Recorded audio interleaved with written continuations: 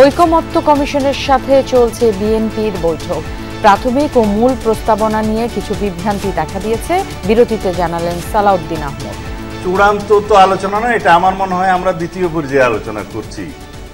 প্রয়োজনে আজকে যদি সমাপ্ত না হয় আরো আলোচনা হবে। আশা করি আমরা একটা পজিটিভ দৃষ্টিভঙ্গি নিয়ে আগাচ্ছি। সুসংহত গণতন্ত্র ও সংস্কার প্রক্রিয়া নিয়ে কাজ করতে আগ্রহী EU. Political transition, we need democratic elections, and when we can foresee a possible visit by the chief advisor. কিছুক্ষণের মধ্যে পররাষ্ট্র উপদেষ্টার সাথে মার্কিন উপসহকারী পররাষ্ট্রমন্ত্রীর বৈঠক।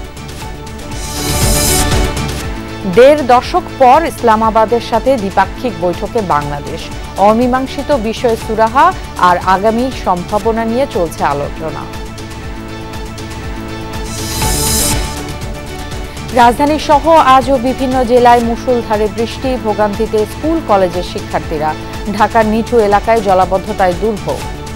10 মিনিট বৃষ্টি হলেই কালচি রোড মনে করেন পুরো বন্যার মতন একটা অবস্থা হয়ে যায়। একটু বৃষ্টি হলে ওই ডাস্ট এসে পানি নিষ্কাশন জায়গাগুলো বন্ধ হয়ে যায়। কারিগরি শিক্ষা বোর্ডের অতিরিক্ত সচিবের সাথে এখনো পলিটেকনিক শিক্ষার্থীদের চলছে বৈঠক। আলোচনার পর সিদ্ধান্ত জানাবে আন্দোলনকারীরা। ফ্রান্সের কারাগারে সিরিজ হামলায় তোলপাড়। অপরাধীদের কঠোর সাজার হুঁশিয়ারি দিলেন প্রেসিডেন্ট। টেলিগ্রাম গ্রুপে কয়েদিদের উপর নিপীড়নের খবর।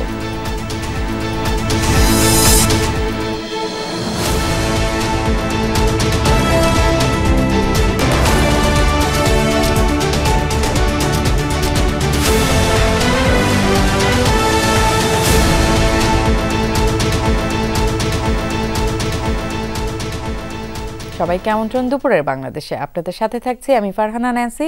এতক্ষণ দেখে নিচ্ছিলেন শিরোনামগুলো। জাতীয় ঐকমত্য কমিশনের সাথে দিনব্যাপী বৈঠক করছে বিএনপির প্রতিনিধি দল। সংসদ ভবনের এলডি হলে বৈঠক শুরুর আগে কমিশনের সহসভাপতি আলী রিয়াজ বলেন, বাংলাদেশের গণতান্ত্রিক সংগ্রামে ও রাষ্ট্র সংস্কারে বিএনপি অগ্রগণ্য ভূমিকা পালন করছে। আলোচনার মধ্য দিয়ে জাতীয় সনদ তৈরি করাই অন্তর্বর্তী সরকারের লক্ষ্য। তিনি জানান, ঐকমত্য কমিশন স্থায়ীভাবে গণতান্ত্রিক প্রক্রিয়া প্রতিষ্ঠা করতে চায়। সকলে মিলে জাতির আকাঙ্ক্ষা অনুযায়ী ঐকমত্য প্রতিষ্ঠা করতে চায় সরকার। এদিকে বৈঠক শুরুর আগে স্থায়ী কমিটির সদস্য নজরুল ইসলাম খান বলেন, বিএনপি সংস্কারের বিপক্ষে নয়, বরং সংস্কারেরই দল। সংস্কার বিএনপিরই প্রতিশ্রুতি, তবে এটা চলমান প্রক্রিয়া। খুব বেশি ভালো করার জন্য বেশি সময় নিলে মানুষের পরিবর্তনের আকাঙ্ক্ষায় স্মিত হয়ে যেতে পারে বলেও শঙ্কা জানান বিএনপির এই নেতা। বৈঠকের মাঝে বিরতিতে বিএনপির স্থায়ী কমিটির সদস্য সালাউদ্দিন আহমদ বলেন, সংস্কার প্রস্তাবনার দফা অনুযায়ী আলোচনা করছে বিএনপি। ঐকমত্য কমিশনের পাঠানো স্প্রেডশিট এবং মূল প্রস্তাবনা অনুযায়ী কিছু বিভ্রান্তি সৃষ্টি হয়েছে। এটাই চূড়ান্ত আলোচনা নয় বলেও জানান তিনি। বিভিন্ন বিষয়ে জাতীয়তাবাদী দলের পক্ষ থেকে মতামতগুলোর ক্ষেত্রে ঐকমত্য সুস্পষ্ট। কিছু বিষয়ে ভিন্ন মত আছে, সেগুলো আমরা আলোচনা করব এবং আমরা আশা করি আমরা এক জায়গায় আসতে পারব। আমরা কিছু সংস্কারের প্রস্তাব করেছি, আরো কিছু ভালো প্রস্তাব আসছে। আমরা সেটা আলোচনা করে গ্রহণযোগ্য হলে, জনস্বার্থে বিবেচনা করলে আমরা সেটাকে গ্রহণ করব। চূড়ান্ত তো আলোচনা নয়, এটা আমার মনে হয় আমরা দ্বিতীয় পর্যায়ে আলোচনা করছি। প্রয়োজনে আজকে যদি সমাপ্ত না হয় আরো আলোচনা হবে। এখন আমরা সেই আলোচনা সমাপ্ত করিনি। আশা করি আমরা একটা পজিটিভ দৃষ্টিভঙ্গি নিয়ে আগাচ্ছি। দর্শক, বৈঠকের বিরতিতে আলোচনার নানা বিষয় নিয়ে কথা বলেছেন বিএনপির স্থায়ী কমিটির সদস্য সালাউদ্দিন আহমদ। এ বিষয়ে আরো বিস্তারিত জানবো আমাদের সহকর্মী সাইফুদ্দিন রবিনের কাছ থেকে। রবিন, একটু জানতে চাই, বিরতির সময় বেরিয়ে এসে সালাউদ্দিন আহমেদ কি বলেছেন, একটু বিস্তারিত জানাবেন। ন্যান্সি, শুরুতে জানিয়ে রাখি যে এই আলোচনা আজ দিনব্যাপী চলবে, অর্থাৎ বিকেল 4টা নাগাদ চলার সম্ভাবনা রয়েছে এবং আজকেই চূড়ান্ত যেহেতু কোনো সিদ্ধান্তে পৌঁছানো সম্ভব হচ্ছে না অথবা সবগুলো বিষয়ে আলোচনা শেষ হচ্ছে না, সেক্ষেত্রে 20 এপ্রিল আরও একবার বসছে জাতীয় ঐকমত্য কমিশন এবং বিএনপির প্রতিনিধি দল। যে প্রতিনিধি দলের নেতৃত্ব দিচ্ছেন দলের স্থায়ী কমিটির সদস্য নজরুল ইসলাম খান, সঙ্গে রয়েছেন সালাউদ্দিন আহমেদ, রয়েছেন রুহুল কুদ্দুস কাজল, রয়েছেন ইসমাইল জবিউল্লাহ এবং সাবেক সংস্থাপন সচিব মোহাম্মদ মনিরুজ্জামান।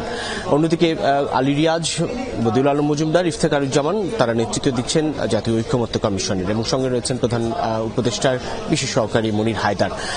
তারা যেসব বিষয় নিয়ে আজকে আলোচনা করছেন মূলত দফাগুলো নিয়ে আলোচনা করছেন। আপনি যেমনটি বলছেন যে 6টি সংস্কার কমিশনের প্রস্তাবনা অনুযায়ী জাতীয় ঐকমত্য কমিশন রাজনৈতিক দলগুলোকে যে স্প্রেডশিট পাঠিয়েছে সেটি নিয়ে এখানকে বিভ্রান্তির কথা আরও একবার আজকেই পুনর্ব্যক্ত করলেন বিএনপির স্থায়ী কমিটির সদস্য সালাউদ্দিন আহমেদ। বিরতিতে বিরতিতে তিনি যখন আমাদের মুখোমুখি হয়েছিলেন বলেছেন যে আজকে মূলত সংবিধান সংস্কার প্রস্তাবনা নিয়ে এখন এই মুহূর্তে আলোচনা হচ্ছে। যেই সংবিধান সংস্কার প্রস্তাবনা 131টি প্রস্তাব দেওয়া হয়েছিল, 31টি প্রস্তাবনা আছে মূল প্রস্তাবনায়, কিন্তু স্প্রেডশিটে দেওয়া হয়েছিল মাত্র 70টি, যেটা নিয়ে বিএনপি তার মতামত দিয়েছিল, হ্যাঁ না এবং মন্তব্য দিয়েছিল। এরকম সবগুলো কমিশনের ক্ষেত্রেই একই রকম ঘটনা ঘটেছে। সেক্ষেত্রে বিএনপি আবারও বিস্তারিতভাবে তাদের মতামত তুলে ধরছেন এবং তাদের কিছু মতামতে হ্যাঁ না মতামতে এখানকে বিভ্রান্তি সৃষ্টি হয়েছে, সেগুলো ঐকমত্য কমিশনের কাছে আরও একবার তুলে ধরছেন তারা। এবং পরবর্তীতে ধারাবাহিকভাবে বিচার বিভাগ, নির্বাচন সংক্রান্ত সংস্কার কমিশনের প্রস্তাবনা, সেসব নিয়েও আলোচনা অব্যাহত থাকবে। এবং বিচার বিভাগ নিয়ে যেটি বিএনপি বলছে যে জুডিশিয়ারির 150টির বেশি মতামতের 89টিতে বিস্তারিত মতামত দিয়েছিল বিএনপি এবং যেগুলোতে হ্যাঁ না দেওয়া হয়েছিল সেটি নিয়ে বিভ্রান্তি সৃষ্টি হয়েছে। সবগুলো সংস্কার কমিশনের প্রস্তাবনার মধ্য থেকে বিএনপি মূলত সংবিধান সম্মতভাবে আইন অনুযায়ী এবং যৌক্তিক পর্যায়ে যেসব বিষয়ে ঐকমত্য প্রতিষ্ঠা করা সম্ভব সেগুলোতে তারা তাদের অবস্থান পরিষ্কার করবেন এবং তারাও চান যতটা সম্ভব আসলে জাতীয় ঐকমত্য গঠনের ক্ষেত্রে যেসব সুপারিশগুলো এসেছে সেসব সুপারিশে যেন জাতীয় ঐকমত্য প্রতিষ্ঠা হয় সেসব বিষয়ে তারা তাদের অবস্থান পরিষ্কার রাখবেন। কেননা বরাবরই বিএনপি যেটি বলে আসছিল তারাই মূলত সংস্কারের পক্ষে এবং তারা বিগত দিনগুলোতে যেসব সংস্কার প্রস্তাবনা দিয়েছিল 21 দফা কিংবা ভিশন 2030 তারই এক ধরনের রিফ্লেকশন বা প্রতিফলন আজকের এই সংস্কার প্রস্তাবনায়। অতএব সেক্ষেত্রে জাতীয় ঐকমত্য কমিশনের সঙ্গেও তারা সহযোগিতা করবেন, সহযোগিতা অব্যাহত থাকবে এবং আজই চূড়ান্ত ভাবে বা এই দফার বৈঠকে চূড়ান্ত সমাধান হচ্ছে বা চূড়ান্ত আলোচনা হচ্ছে, নিষ্পত্তি হচ্ছে সেটি নয়, সেটিও পরিষ্কার করেছেন বিএনপি স্থায়ী কমিটির সদস্য সালাউদ্দিন আহমেদ। আলোচনা চলমান থাকবে। আপনাকে ধন্যবাদ রবিন। সংস্কার ইস্যুতে রাজনৈতিক সমঝোতা বড় চ্যালেঞ্জ বলে মনে করছে জাতীয় ঐকমত্য কমিশন। তবে সংসদ নির্বাচন আয়োজনের ক্ষেত্রে এর কোনো প্রভাব পড়বে না মনে করেন ঐকমত্য কমিশনের সহসভাপতি ডক্টর আলী রিয়াজ এবং প্রধান উপদেষ্টার বিশেষ সহকারী মনির হায়দার। বলেন সব সংস্কার এখনই নয়, শুধু প্রয়োজনীয় সংস্কার করে নির্বাচন আয়োজন করা যাবে। জানান সংস্কার নিয়ে ঐকমত্যের ক্ষেত্রে গুরুত্ব পাবে দেশের বড় জনগোষ্ঠীকে প্রতিনিধিত্ব করে এমন রাজনৈতিক দলের মতামত। জাতীয় ঐকমত্য কমিশনের পাঠানো 166টি সুপারিশ নিয়ে 20 মার্চ থেকে রাজনৈতিক দলগুলোর সাথে আলোচনা শুরু হয়েছে। কমিশনের পাঠানো সুপারিশের স্প্রেডশিট বা আলোচনায় উঠে এসেছে এমন অনেক বিষয়ে একমত নয় রাজনৈতিক দলগুলো।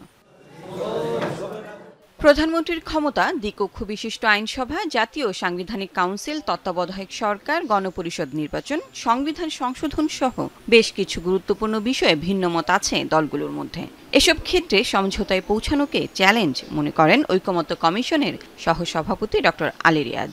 কাজটা অবশ্যই চ্যালেঞ্জিং, কিন্তু রাজনৈতিক দলগুলোর দিক থেকে তো আগ্রহটা আছে একমত হওয়ার, ফলে সব বিষয়কে একমত হওয়া যাবে তো সেটা সম্ভব না। বড় আকারের বিষয়গুলোতে একমত হওয়া সম্ভব, সেটাই খতিয়ে দেখা হচ্ছে, সেটাই আমরা পর্যালোচনা করছি।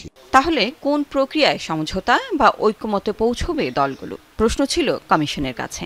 সংখ্যার হিসাবে দেখা যাচ্ছে যে অংশগ্রহণকারীদের মধ্যে আপনি 90% দলের মতামতের ভিত্তিতে কিছু একটা করতে গেলেন, কিন্তু মেজর পার্টি যারা বেশি সংখ্যক মানুষকে প্রতিনিধিত্ব করে আপনি তাদেরকে ইগনোর করলেন, তাহলে কি সংস্কার হবে, বাস্তবায়ন করা সম্ভব হবে? তাদের যে উদ্বেগ আশঙ্কার জায়গাগুলো, সেগুলো যদি ভবিষ্যতে কিভাবে অন্যান্য প্রাতিষ্ঠানিক ব্যবস্থার মধ্য দিয়ে সেগুলি মোকাবেলা করা যায়, সেগুলো যদি তাদেরকে আশ্বস্ত করা যায়, তারা হয়তো অবস্থান পরিবর্তন করতেও পারেন।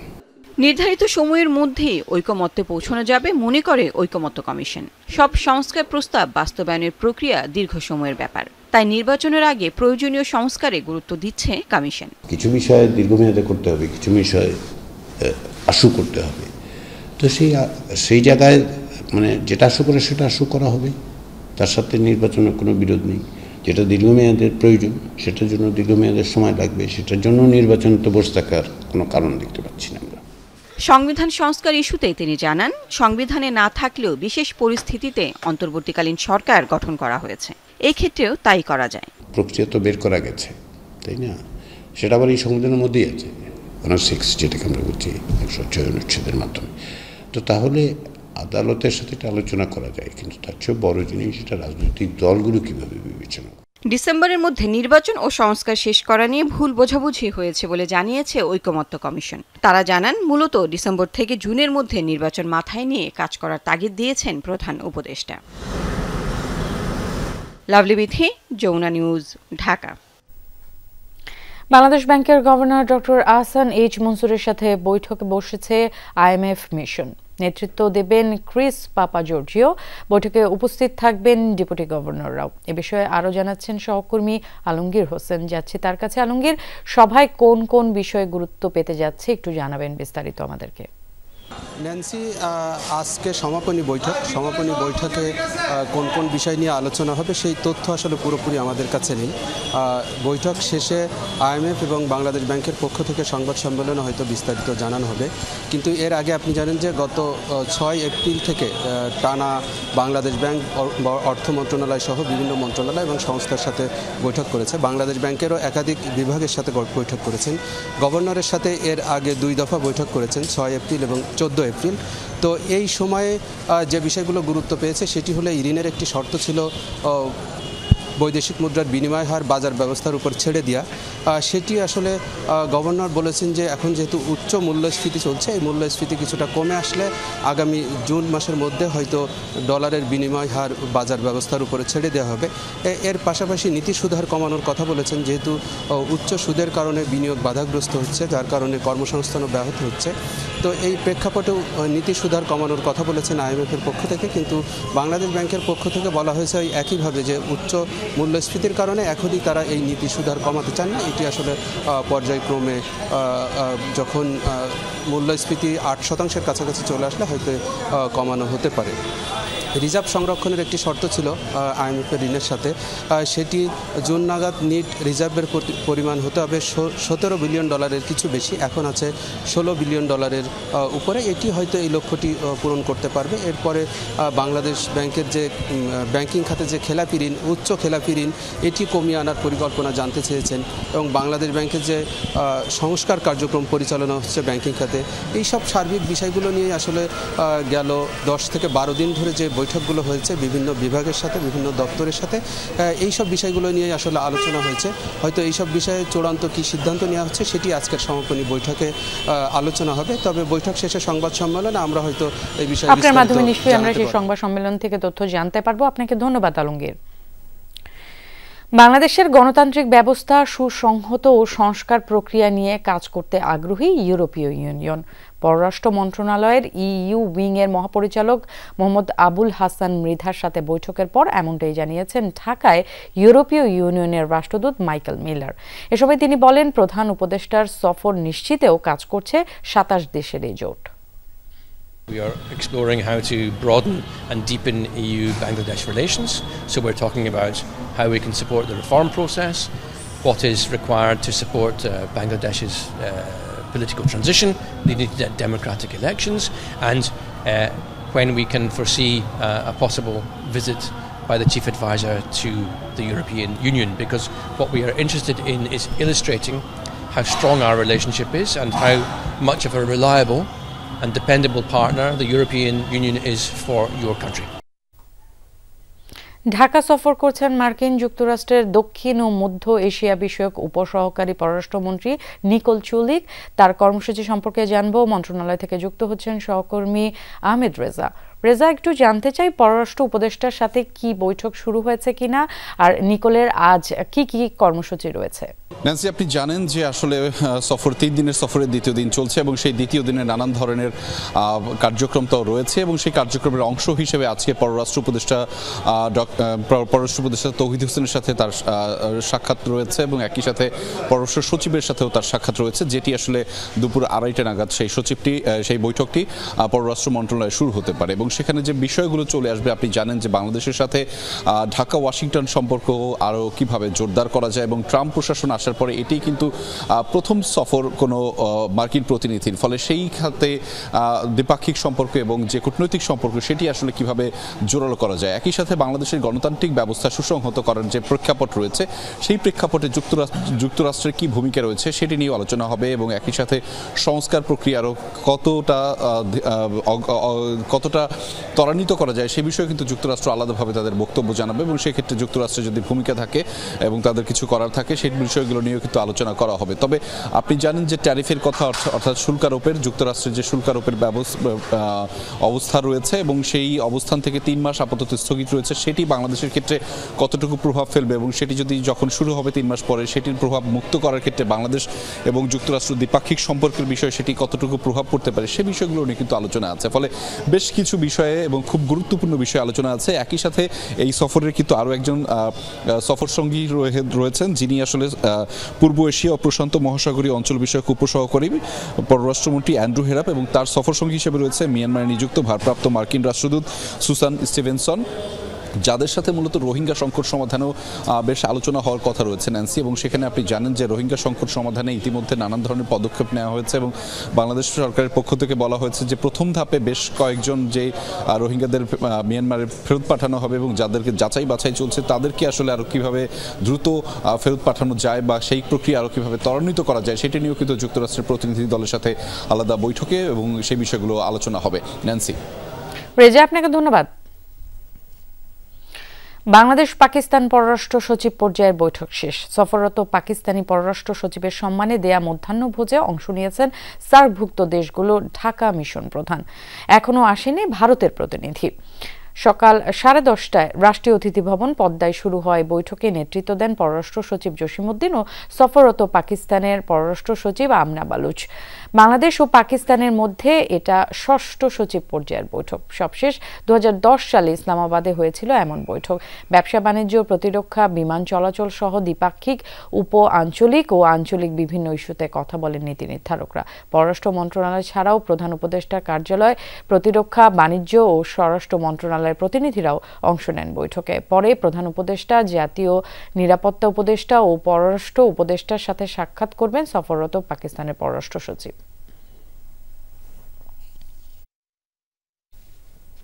দর্শক, এই ব্যাপারে আরো জানাতে যুক্ত হচ্ছেন সহকর্মী মাহফুজ মিশু।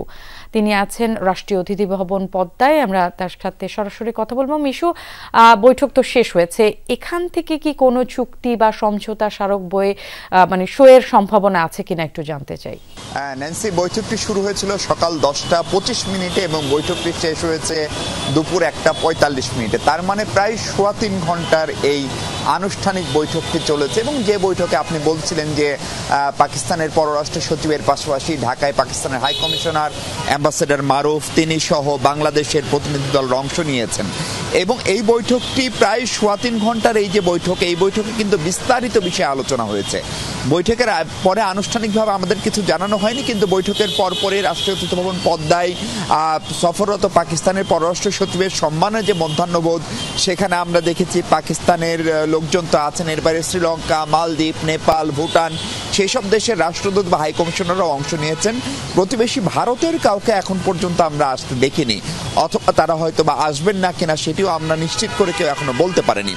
ফলে বৈঠকে চূড়ান্ত অর্থে চুক্তি বা সমঝোতা স্মারক সইয়ের সম্ভাবনা নেই, কিন্তু অনেকগুলো বিষয়, বিশেষ করে বৈঠকে যারা ছিলেন দক্ষিণ এশিয়া উইংয়ের লোকজন, আমাদের বাণিজ্য মন্ত্রণালয়ের প্রতিনিধি, প্রতিরক্ষা মন্ত্রণালয়ের প্রতিনিধি, প্রধান উপদেষ্টা কার্যালয়ের প্রতিনিধি, তাদের কারো কারো সঙ্গে কথা বলে আমরা যেমনটা জানতে পেরেছি যে কারণে বৈঠকটি গেল 15 বছর হয়নি, একটি নীতিগত সিদ্ধান্ত হয়েছে যে ফরেন অফিস কনসালটেশন বা পররাষ্ট্র সচিব পর্যায়ের এই বৈঠকটিকে নিয়মিত করার বিষয়ে একটি সিদ্ধান্ত বা একমত হয়েছে ঢাকা এবং ইসলামাবাদ।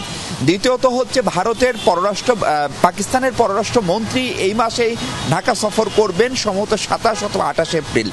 সেই পররাষ্ট্র মন্ত্রী যিনি পাকিস্তানের উপপ্রধানমন্ত্রীও বটে, সেই সফরে বিশেষ করে বাংলাদেশ ভারত সম্পর্কের যে টানাপোড়েন, সেই সময় ঢাকা ইসলামাবাদ সম্পর্ক কিভাবে জোরদার করা যায় সেটির একটি চেষ্টা অবশ্যই পাকিস্তানের পক্ষ থেকে রয়েছে।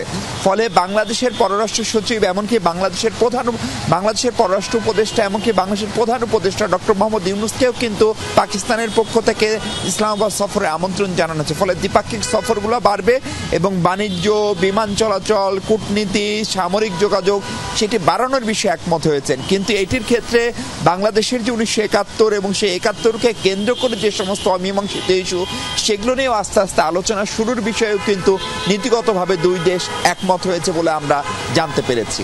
ন্যান্সি। মিশু, আপনাকে অনেক ধন্যবাদ। টানা 2 দিন ঢাকায় ঝোড়ো হাওয়া সহ ভারী বৃষ্টিতে স্বস্তি এলেও বিভিন্ন সড়কে জলাবদ্ধতায় বেড়েছে ভোগান্তি। দুপুর 12টা থেকে রাজধানী জুড়ে মুষলধারে বৃষ্টি শুরু হয়। প্রায় ঘণ্টা খানেক চলা বৃষ্টিতে জনজীবনে স্বস্তি নেমে আসে। তবে রাজধানীর কালশী, মিরপুর সহ বিভিন্ন এলাকার সড়কে ময়লা ও কাদা পানি জমে যায়। এতে সবচেয়ে বেশি ভোগান্তিতে পড়েছেন পথচারী ও এসএসসি পরীক্ষার্থীরা। ময়লা পানি পার হয়ে তাদের ঘরে ফিরতে হয়েছে। এমন বৃষ্টিতে সড়কে পানি জমে যাওয়ায় প্রশ্ন উঠেছে ড্রেনেজ ব্যবস্থা নিয়ে। ভুক্তভোগীরা বলছেন, বর্ষা মৌসুমের আগে ড্রেনেজ ব্যবস্থা উন্নত করা না হলে ভোগান্তি আরও বাড়বে। আবহাওয়া অফিসের পূর্বাভাস, রাজধানী সহ দেশের বিভিন্ন জেলার উপর দিয়ে দমকা থেকে ঝোড়ো হাওয়ার সাথে বৃষ্টি ও বজ্র বৃষ্টি হতে পারে। আগামী রোববার পর্যন্ত সারা দেশে রয়েছে বৃষ্টির সম্ভাবনা। কালচি রোড মনে করেন পুরো বন্যার মতন একটা অবস্থা হয়ে যায়। যে আসে কাজ করে, কাজ তো হয় কিন্তু সমস্যার সমাধান হয় না। রোড বানানোর আগে আমাদের এত পানি জমতো না, এখানে যেভাবে হোক চলে যায়। এই রোড বানানোর পর, এই রোড ঠিক করার পর আরো পানি জমে যায়। এই সমস্যা অনবরত আমরা ভোগ করতেছি। এখনো বর্ষা আসে নাই। বর্ষার আগে যদি এ ধরনের অবস্থা হয়, বর্ষার পরে কি হবে? ভ্যাপসা গরমের পর দেশের বিভিন্ন স্থানে মুষলধারে বৃষ্টি হয়েছে। বৈশাখের 3য় দিনে রংপুর, ফেনী সহ দেশের বিভিন্ন জেলায় বৃষ্টিতে ভোগান্তিতে পড়ে স্কুল কলেজের শিক্ষার্থী এবং পরীক্ষার্থীরা। আবহাওয়া অফিস জানিয়েছে, ভোরে মুষলধারে বৃষ্টি হয় রংপুর সহ আশেপাশের কয়েকটি এলাকায়। এ সময় 58.2 মিলিমিটার বৃষ্টিপাত রেকর্ড করে আবহাওয়া অফিস। সাথে ছিল 28 নটিক্যাল মাইল বেগে দমকা হাওয়া। বৃষ্টিতে বিভিন্ন স্থানে পানি জমে যায়। সবজির গাছ মাটিতে লুটিয়ে পড়ে অনেক এলাকায়। বৃষ্টিতে ফেনী শহরের অলিগলিতে দেখা দিয়েছে জলাবদ্ধতা। ভোগান্তিতে পড়েছেন স্থানীয়রা। এ বিষয়ে আরো জানাতে যুক্ত হচ্ছেন সহকর্মী আরিফুর রহমান। আরিফ, আবহাওয়ার অবস্থা এখন কেমন একটু জানাবেন, আর জলাবদ্ধতার কি অবস্থা, এলাকাবাসী এটা নিয়ে কি বলছে?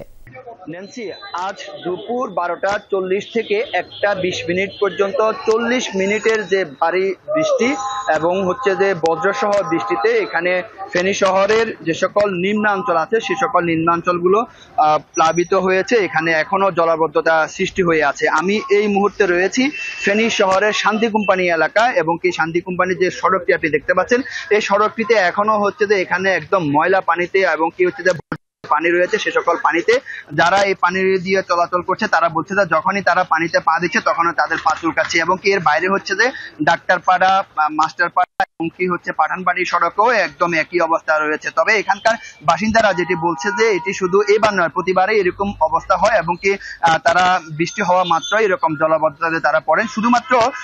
শুধু এবার নয়, এখানকার যারা বাসিন্দা তারা যেটি বলছে যে এবারের সামান্য বৃষ্টিতে মাত্র 40 মিনিটের এই অবস্থা হয়েছে। যদি আরো ভারী বৃষ্টি হয় তাহলে তখন তাদের কি অবস্থা হবে? আমরা একজন এখানকার বাসিন্দার সাথে কথা বলবো যে আপনারা এই অবস্থা আপনারা কতদিন ধরে আপনারা দেখছেন? এভাবে আমরা প্রায় বিগত 7 থেকে 8 বছর আমরা দেখতে পাচ্ছি যে সামান্য বৃষ্টিতে আমাদের এই এলাকাটা ডুবে যায় এবং বিশেষ করে ড্রেনের পানি সহ এত বিষাক্ত পানি হয়ে যায় যে স্কুল, কলেজ, মাদ্রাসার প্রায় 5000 শিক্ষার্থী এই রাস্তায় গমন করে, তারা যথেষ্ট ভোগান্তির শিকার হয়।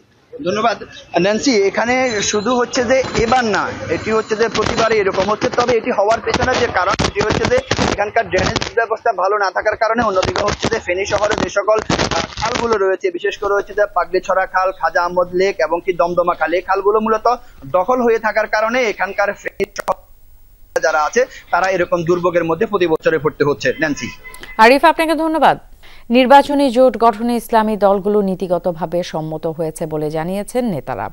জামাত ইসলামী সহ 4 ইসলামী দলের নেতা জানিয়েছেন সম্মিলিত ভোট বাক্স তৈরি করতে ঐক্যবদ্ধ তারা। জানান নির্বাচনী রোড ম্যাপ ঘোষণা হলেই জোট গঠনের প্রক্রিয়া খোলাসা হবে। তবে জামাত ছাড়া অন্য ইসলামী দলগুলোর নেতারা বিএনপির সাথেও বৈঠক করেছিল, যদিও সেসব বৈঠকে নির্বাচনী জোটের আলোচনা বলতে চান না তারা। শামীম রেজার রিপোর্ট। আগামী জাতীয় সংসদ নির্বাচন সামনে রেখে ধর্মভিত্তিক রাজনৈতিক দলগুলো নির্বাচনী জোট গঠনের প্রক্রিয়া শুরু করেছে। গণ অভ্যুত্থান পরবর্তী পরিস্থিতিতে কয়েকটি ইসলামী দল ভেদাভেদ ভুলে এ নিয়ে মতবিনিময় করেছে। সব ইসলামী দল নিয়ে নির্বাচনী জোট ইস্যুতে জামাতে ইসলামীর মুখপাত্র জানান, ইসলামপন্থীদের সব ভোট এক বাক্সে রাখতে হবে। এ নিয়ে নীতিগতভাবে একমত তারা। ইসলামপন্থীদের সকল ভোটগুলো এক বক্সে থাকবে, এটা একটা বড় বিষয়। এখান থেকে ঐক্য প্রক্রিয়াটি, জামাত ইসলামের প্রচেষ্টাটি আরও জোরালো হয়। জামাতের সাথে নির্বাচনী জোট গঠনে ইসলামী আন্দোলন, খেলাফত মজলিস ও জমিয়তে উলামায়ে ইসলাম এখন পর্যন্ত নীতিগতভাবে সম্মত বলে জানিয়েছে দলগুলোর শীর্ষ নেতারা। ইসলামী দলগুলো, বিশেষ করে আমরাও চেয়েছি আগের থেকে এই যে একটা প্ল্যাটফর্ম তৈরি করা যায় কিনা, মিনিমাম সমঝোতার একটা পরিবেশ তৈরি করা যায় কিনা। আমরাও দলীয় ফোরামে আলোচনা চালিয়ে যাচ্ছি এবং বিভিন্ন রাজনৈতিক দলের সঙ্গে, বিশেষ করে ইসলামী রাজনৈতিক দলগুলোর সাথে দ্বিপাক্ষিক বৈঠক অব্যাহত রেখেছি। আমরা এই ধারণা এগোচ্ছিলাম যে ইসলামী দলগুলো এক বাক্স দেওয়া প্রয়োজন নির্বাচনে। আমি কথাটা জেলতে বেরোনোর বলেছিলাম। তবে কবে হচ্ছে এই জোট, নেতারা বলছেন নির্বাচনী রোডম্যাপ ঘোষণা হলে গতি পাবে জোট গঠনের প্রক্রিয়া। নির্বাচনের তারিখ ঘোষণা হওয়া ছাড়া এটা ফলপ্রসূ হবে না। একদম সরাসরি ইফেক্টিভ হতে হলে নির্বাচনের শিডিউল ঘোষণা হতে হবে। প্রায় সবকটি দলের সঙ্গে আমাদের সংলাপ হয়েছে, ইতিবাচক সাড়াও পেয়েছি। আমরা আশাবাদী, আমরা এখনো চেষ্টা চালিয়ে যাচ্ছি। এই মুহূর্তে হচ্ছে না, এই মুহূর্তে আমরা এখনো চলে দিচ্ছি না, এই জন্য আমরা চাচ্ছি একটা ঐক্য তৈরি হোক। যেহেতু নির্বাচনের শিডিউল এখনো সামনে আসেনি, এই জন্য আমরাও তাড়াহুড়ো করছি না। নির্বাচন সামনে রেখে জামাত সহ বিএনপির সাথেও বৈঠক করেছে ইসলামী দলগুলো। তবে তাদের সাথে নির্বাচনী জোট নিয়ে আলোচনা হয়নি বলে জানিয়েছেন নেতারা। বিএনপির মহাসচিব সাহেব ফখরুল ইসলাম আলমগীর সাহেব, তিনি আমাদের অফিসে এসেছিলেন। এমপি সবুজের সাথে আমাদের আমিরের সঙ্গে দীর্ঘক্ষণ বসেছেন, আমরা ছিলাম।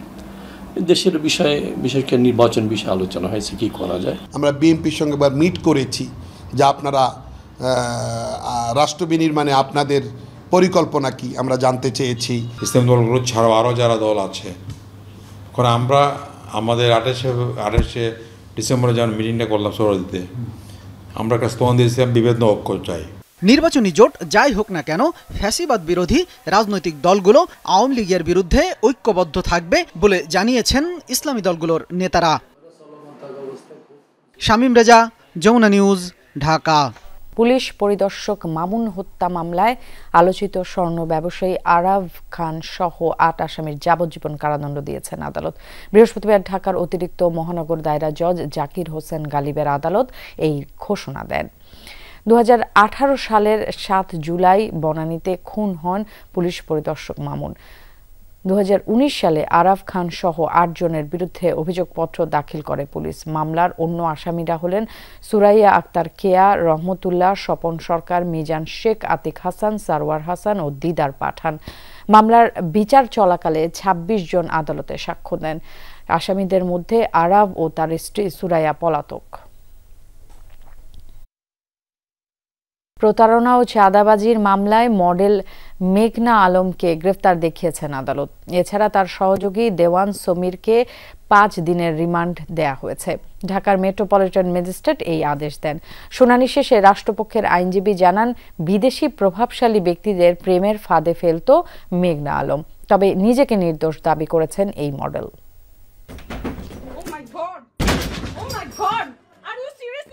গত 9 এপ্রিল রাতে রাজধানীর ভাটারার বাসা থেকে আটক করা হয় মডেল মেঘনা আলমকে। বিশেষ ক্ষমতা আইনে তাকে কারাগারে পাঠানোর পর থেকেই শুরু হয় নানা আলোচনা সমালোচনা। তারা নিজেদেরকে পুলিশ পরিচয় দিচ্ছে, আমি বলেছি যে আমি থানায় এসে কথা বলবো। মেঘনাকে আটকের পর তার বিরুদ্ধে বেরিয়ে আসে নানা তথ্য। কূটনীতিকদের জিম্মি করে অর্থ আদায়ের অভিযোগে পরে গ্রেফতার করা হয় মেঘনার সহযোগী দেওয়ান সমীরকেও। বৃহস্পতিবার সকালে সিএমএম আদালতে তোলা হয় তাদের। পরে ধানমন্ডি থানার প্রতারণা ও চাঁদাবাজির মামলায় মেঘনা আলমকে গ্রেফতার দেখানো হয়, আর তার সহকারী দেওয়ান সমীরকে 5 দিনের রিমান্ডে দেন বিচারক। শুনানিতে মেঘনা ও তার চক্রের বিভিন্ন তথ্য বিচারকের কাছে তুলে ধরেন রাষ্ট্রপক্ষের আইনজীবীরা। এক পর্যায়ে উত্তেজিত মেঘনা দাবি করেন তাকে ফাঁসানো হয়েছে। রাষ্ট্রপক্ষের আইনজীবী বলেন, বিভিন্ন ট্রাভেল এজেন্সি ও অল্প বয়সী সুন্দরী মেয়েদের ব্যবহার করে কূটনীতিকদের টার্গেট করত মেঘনা আলম চক্রটি। প্রেমের ফাঁদে ফেলে হাতিয়ে নিত অর্থ। মেঘলাকে দিয়ে সৌদি রাষ্ট্রদূতকে ট্রাফে ফেলে তারা দুইজনে মিলে তার কাছে $5 মিলিয়ন চাঁদা দাবি করেছিল। সেই জন্য তাকে আজকে এই মামলায়ও তাকে গ্রেপ্তার দেখানোর জন্য প্রার্থনা করে এবং বিজ্ঞ আদালত তাকে গ্রেপ্তার দেখিয়ে জেল হাজতে প্রেরণ করেন। আর সমীর দেওয়ানকে 5 দিনের রিমান্ড মঞ্জুর করে আরও জিজ্ঞাসাবাদ করার জন্য তদন্তকারী কর্মকর্তাকে অনুমতি প্রদান করে। মডেল মেঘনা ও তার চক্রের অন্য সদস্যদের চিহ্নিত করতে তদন্ত চলছে বলেও জানান রাষ্ট্রপক্ষের আইনজীবী। রাব্বি সিদ্দিকী, যমুনা নিউজ, ঢাকা। 6 দফা দাবিতে সচিবালয়ে কারিগরি শিক্ষা বোর্ডের অতিরিক্ত সচিব রেহানা ইয়াসমিনের সাথে বৈঠক করছে সরকারি ও বেসরকারি পলিটেকনিক ইনস্টিটিউটের শিক্ষার্থীদের 18 সদস্যের প্রতিনিধি দল। এর আগে রাতে রাজধানী সহ সারা দেশে রেলপথ অবরোধের কর্মসূচি স্থগিত করে আন্দোলনকারীরা। বুধবার সন্ধ্যায় রাজধানীর তেজগাঁও 7 রাস্তা মোড়ে অবরোধের ঘোষণা দিয়েছিল কারিগরি ছাত্র আন্দোলনের প্রতিনিধি জুবায়ের পাটোয়ারি।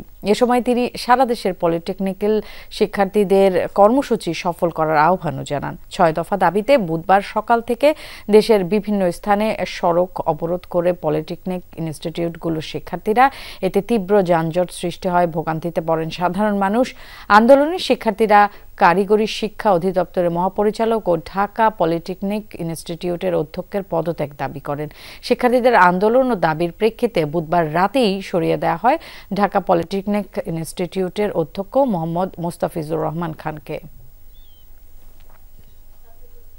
ফ্রান্সের কারাগারে সিরিজ হামলার ঘটনায় চলছে তোলপাড়।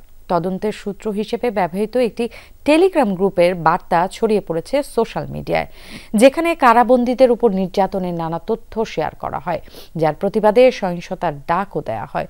যদিও ফরাসি সরকারের দাবি তাদের কঠোর মাদক বিরোধী অভিযানের প্রতিক্রিয়ায় এই হামলাকারীদের শনাক্ত করে কঠোর সাজার হুঁশিয়ারি দিয়েছেন প্রেসিডেন্ট ইমানুয়েল ম্যাক্রন।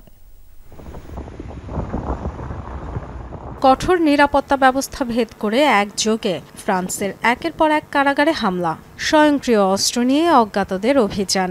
ভেতরে প্রবেশ করতে না পারলেও পার্কিংয়ের বহু গাড়ি পুড়িয়ে দিয়েছে দুর্বৃত্তরা। কেউ হতাহত না হলেও এ ঘটনায় তোলপাড় চলছে ফ্রান্স জুড়ে। এখনও আটক হয়নি কেউ। তদন্তের স্বার্থে চিহ্নিত করা হয়েছে একটি টেলিগ্রাম গ্রুপকে। ঘটনার 3 দিন আগে খোলা হয় ফ্রেঞ্চ প্রিজনার রাইটস নামের আলোচিত গ্রুপটি। বর্তমানে যেখানে রয়েছে 1000-এর বেশি সদস্য। টেলিগ্রাম গ্রুপে ফ্রান্সের কারাগারে কয়েদিদের ওপর নিপীড়নের বিভিন্ন খবর শেয়ার করা হয়। বলা হয় টিভি দেখা বা ব্যায়াম করার সুযোগ নেই জেলে। ফোন কলের জন্যও গুনতে হয় অস্বাভাবিক চার্জ। এছাড়া ধর্ষণ সহ নানা ধরনের শারীরিক ও মানসিক নির্যাতন চালায় কর্মীরা। দাবি করা হয় কারাগারে কয়েদিদের আত্মহত্যার ঘটনাও হয়েছে অনেক।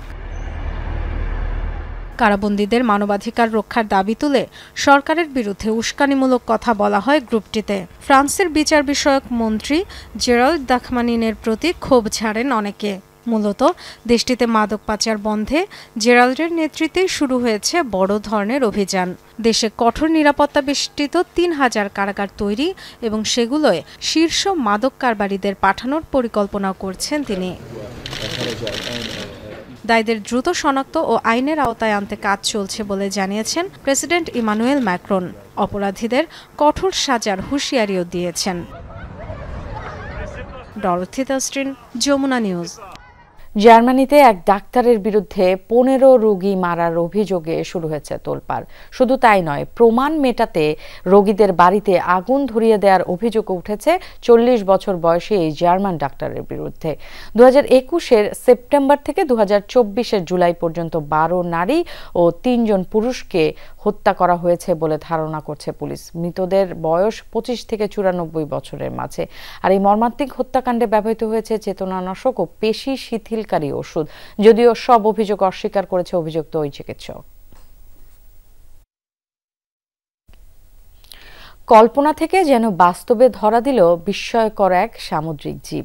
অস্তিত্বের খবর জানা গেছে 100 বছর আগে, তবে এরপর আর কোনো সন্ধান মেলেনি। সম্প্রতি প্রথমবারের মতো ক্যামেরায় ধরা পড়ল কোলোসাল স্কুইড। বিজ্ঞানীদের প্রায় 1 শতাব্দীর প্রচেষ্টার পর জীবিত অবস্থায় আটলান্টিক মহাসাগরে ফ্রেমবন্দি করা হয় বিশ্বের সবচেয়ে বড় এবং ভারী অমেরুদণ্ডী প্রাণীটিকে, যা এরই মধ্যে সাড়া ফেলেছে নেট দুনিয়ায়। গ্রহের সবচেয়ে বড় ও ভারী অমেরুদণ্ডী প্রাণী, অথচ ধরাছোঁয়ার বাহিরে ছিল প্রায় 1 শতাব্দী। আনুমানিক 100 বছর আগে আবিষ্কৃত হলেও কখনোই ফ্রেমবন্দি করা যায়নি কোলোসাল স্কুইডকে। অস্তিত্ব থেকেও যেন পৌরাণিক কোনো জীবের মতোই ছিল কাল্পনিক। অবশেষে অবসান ঘটল দীর্ঘ প্রতীক্ষার। ইতিহাসে প্রথমবারের মতো ক্যামেরাবন্দি হল কোলোসাল স্কুইড। দক্ষিণ আটলান্টিকে স্যান্ডউইচ দ্বীপের কাছে সামুদ্রিক তলদেশে ধরা পড়ল জীবটি। এসেক্স বিশ্ববিদ্যালয়ের একদল বিজ্ঞানী ফ্রেমবন্দি করে সামুদ্রিক জীবটিকে, যার আকার ছিল লম্বায় 30 সেন্টিমিটার। আদতে এটি ছিল একটি অপ্রাপ্তবয়স্ক স্কুইড। সমুদ্রের অন্তত 600 মিটার গভীরে দেখা যায় এটিকে। দূর থেকে নিয়ন্ত্রণ করা যায় এমন এক বিশেষ যন্ত্রের সাহায্যে অবিস্মরণীয় মুহূর্তটির ভিডিও ধারণ করেছে বিজ্ঞানীরা। এর আগে মৃত অবস্থায় কোলোসাল প্রজাতির স্কুইড ধরা পড়লেও এবারই প্রথম জীবিত মানুষের কাছে ধরা দিয়েছে প্রাণীটি। বিশ্লেষকদের মতে দৈর্ঘ্যে প্রায় 23 ফুট পর্যন্ত হতে পারে কোলোসাল স্কুইড। ওজনে ছাড়িয়ে যেতে পারে 500 কেজি। রয়েছে 8টি কোর্সিকা, যেগুলো 360 ডিগ্রি পর্যন্ত ঘুরতে পারে। সাধারণত 2 থেকে 12 বছর পর্যন্ত বাঁচতে পারে মলাস্ক পর্বভুক্ত প্রাণীগুলো। স্কুইড প্রজাতির মধ্যে এই জাতকেই সবচেয়ে বড় হিসেবে বিবেচনা করা হয়ে থাকে। মজার বিষয় হলো, এই একই অভিযানে বিজ্ঞানীদের হাতে প্রথমবারের মতো ক্যামেরাবন্দি হয়েছে গ্লেসিয়াল গ্লাস প্রজাতির আরও এক স্কুইড। অনিক রহমান, যমুনা নিউজ। এই ছিল দুপুরের বাংলাদেশের আয়োজনে। এতক্ষণ আমাদের সাথে যারা ছিলেন সবাইকে ধন্যবাদ।